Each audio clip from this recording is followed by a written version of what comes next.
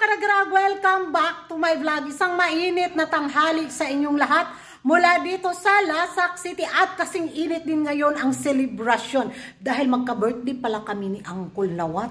August 10. I'm proud to say na I'm 43 years old. Na jud guwang na jud ko ay. Parang kailan lang inosente akong isinilang sa mundo. Ngayon makasalanan na si Kuragan dahil sobrang chismosa nga ako sa mundo ng beauty pageant at dahil eto na mga latest kaganapan ngayon na pinag-uusapan na mga active na mga chismoso at mga chismosa sa social media habang magsi-celebrate tayo sa ating birthday na wala rin akong handa kasi wala akong kapira-pera sa mga buwan na to.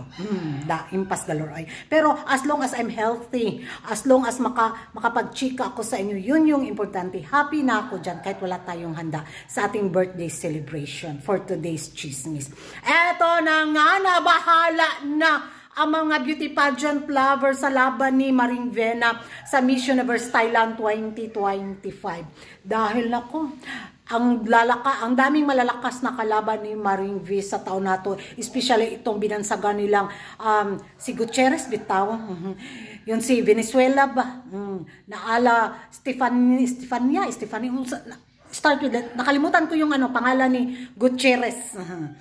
Na eto daw yung magpapataob kay Maring Vena sa darating na Miss Universe Thailand 2025. Itong si Miss Supranational first runner-up nila is ang ganda very Thai talaga yung beauty. But sad to say, hindi pala siya kataasan mga karag-karag. No? Natatabunan yung height niya. Alam naman natin si Uncle kung ano yung hinahanap.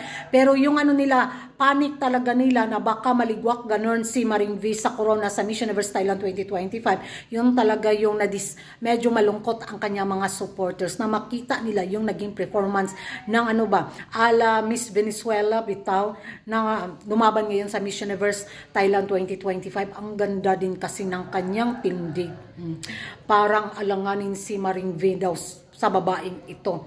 Pero para naman sa akin magiging reaction ko, parang secure na yata ni Maring V yung corona niya sa taon na to sa Miss Universe Thailand 2025 under sa pamamahala ni Uncle. Kasi ang hinahanap talaga ni Uncle yung kandidatang kayang makalikom ng maraming milyones sa kanyang mga produktong binibenta sa online. At isa talaga si Maring Vena sa nakalikom ng mga milyones. So yun yung isang malakas na advantage ni Maring V.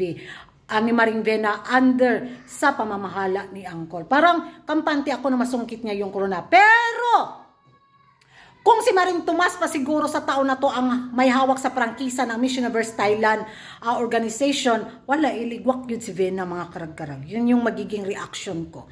Kung si Maring si Tomas pa, ay wala, itsapera pa rin yung beauty ni Maring V kasi tiyak na ibibigay talaga ni Maring si Tomas ang corona sa pure-blooded na taga-Thaines.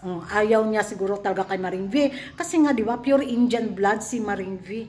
Paano niya i-represent ang Thailand kung walang dugong nananalaytay talaga sa kanyang katawan bilang Thaines, di ba?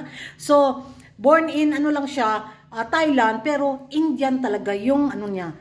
Dugo niya. Kaya mahirapan si Maring V kay Maring Tisik Tomas. But maging happy siya dahil under nga kay Uncle yung pamamahala ngayon.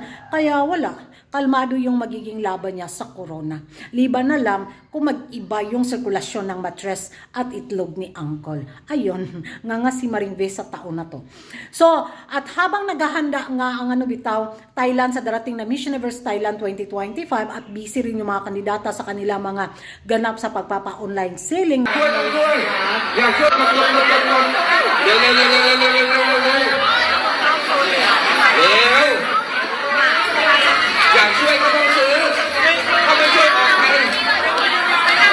Kita niyo naman sa video kung saan talagang pinupush talaga ni Uncle yung kandidata naman natin si Atisa Manalo mga karag-karag. Nagre-ready na rin siyang mag-practice na mag-online live selling sa mga produkto bitaw na sponsor ng Miss Universe Philippines Organization.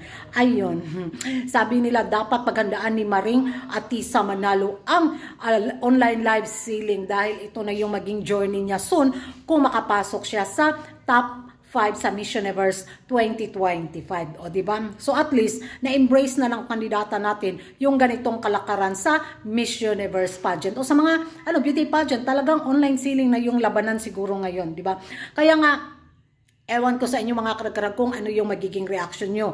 At dahil nga dito so random tong ano natin, chismisan. At dahil nga dito sa mga nangyayari sa pageant, bitaw sa Miss Universe pageant, ayun, nagsalita na rin si Miss Universe Dominican Republic na it's a joke na nga itong nangyayari sa Miss Universe pageant. Hindi na talaga itong nakasanayan nating pageant, bitaw, base sa kanilang chikahan sa video na mapanood yung mga karag-karag. Watch this. Universe was different, I feel, back in the days than now. Like now to me it's like a little bit of a joke. I'm like, why are you going to that, girl? It's not the same. And I feel like, you know, you have to get it on with the times. Yeah. But I'm also terrified of the path it's taking. So I don't know where it's going to be. And I'm scared, honestly, as a fan. Not as somebody who went, right? As a fan, truly, for like all my life, I am scared where it's going because I feel like we're not going to, one, care so much about pageants. Yeah. Two, not use the platform as you have to use it. And three, I feel like people don't respect it. And I feel like always there was like this thing of like objectification and women are not just beautiful bodies. I'm like, yes, that's true. Yeah. But also you're able to use this platform to empower women and do so many things. And I feel like we're losing the plot. Yeah. And I'm scared that's gonna happen to a bigger scale. So yan ang mga karag-karag, ano yung magiging reaction ninyo? Corona kaya kay Maring V sa taon na to sa Miss Universe Thailand 2025 or another ligwak, ganon siya. So ano yung masasabi nyo rin na pinaghandaan na rin ni Atisa Manalo itong pa-online live selling? Sa tingin nyo, papasa kaya siya? At ano yung masasabi nyo sa naging reaction ni Miss Universe Dominican Republic? Pang ano nga to? Second runner-up to siya, no? Fourth runner-up. Nakalimutan ko. Comment down below. And thank you for watching. See you in my next vlog. Kung hindi ka pa nakapag-subscribe sa YouTube channel ko, don't forget to like and subscribe ko Ragan Karag and hit the notification bell para updated kayo sa mga latest kaganapan sa mundo ng beauty pageant. And thank you for watching. Bye-bye.